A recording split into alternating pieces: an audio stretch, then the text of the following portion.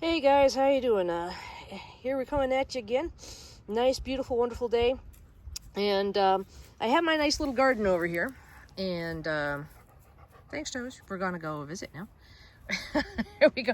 And we have a critter.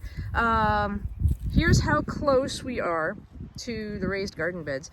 And when I first started all of this, I put in raised garden beds and I added to raised garden beds. I think if I was gonna do this now, I think that I wouldn't do raised garden beds just because I would like to, just get a, several $100 worth cultivator and just go and stir up the soil and whatnot. When I first moved in, to my credit, when I first moved in, this was all rocks. There was no lawn, there was no nothing. It was like a ½ inch of soil, and then it was subsoil mixed with rocks. And there were, when I say rocks, there were so many rocks.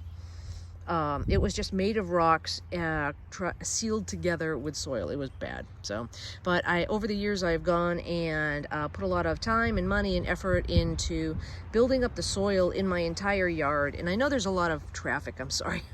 When I moved here, there was no traffic and it was beautiful. But yeah, so, but now the spring has come and I want to talk today about rodentes. This, I think, is a chipmunk hole. It is about the size of a quarter or whatnot. And that's why I have the camera turned around. Let me give you my foot just for reference. Now, there's one over here. There's one over about 10 feet from me. And I'm going to put the critter cam on it. I'm gesturing and you can't see me. I'm going to put the critter cam on it and make sure it's a rodente. But I know that there are chipmunks because I've seen chipmunks run through, and that is a danger to my nice mess here. That's a danger to my my garden. And there's also moles and voles. Yeah, I was sitting out here yesterday waiting for the dog to do her thing, and all of a sudden there was pop, pop, pop, pop, pop up from underneath, and it was a small critter, and there was down here, if you can see, there was a hole, and so I just smashed it in. It was about the hole about that size. So I know I have moles and voles, and then I looked, and there's tears. I don't know if I can show you. There are tears. There's a hole in my tarp, and there's a couple more holes over here where they've crawled up and around. So I know I have voles, I know I have moles. So it's off to the big box store to purchase the solution to the issue. Now, I'm not talking purchase the solution poison wise. I do not want to poison anything in here. I am going to be growing things. And I also have an animal that I know and that I love, so she can, so to protect her health, the health of the neighborhood cats, though I don't have any outdoor neighborhood cats anymore because of the coyotes. I'm gonna take a swipe at the solution to this issue. Now, I've had this issue before, but not to this extent. I know that there were moles and voles around the base of the abode, but I didn't know that, well, I knew that if I didn't address it right away, there would be more of a problem, and it has apparently become more of a problem. You can see my weed mitigation. So, and the tarp, by the way, is a weed mitigation. I'm going to kill off all the grass, then I'm going to do the digging and put in another raised garden bed here if I can, so that I can have a set of raised garden beds. And as I said in the previous video, yes, these two garden beds here, they're two 4x8, so that's a 4x8 and that's a 4x8.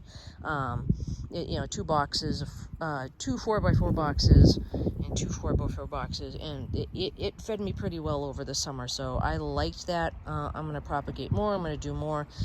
These over here were two 4x8 beds, all of the same size, but the wood rotted away over the years. So what I'm going to do now is just either make two more beds of the same, or I'm going to use this soil on these new 8x8 raised garden beds. I have enough for two more of these 8x8 garden beds over here, so it all looks nice, prim and proper. But I've built up compost piles, and so I will also be going through the compost piles to try to build up as much soil in here as possible, and we will go from there. But first, in addition to trimming the fruit trees, sorry for my neighbor's messes, in addition to trimming the fruit trees, I'm going to have to come up with the first time solutions to the critters. And the critters are if they're this bad in March,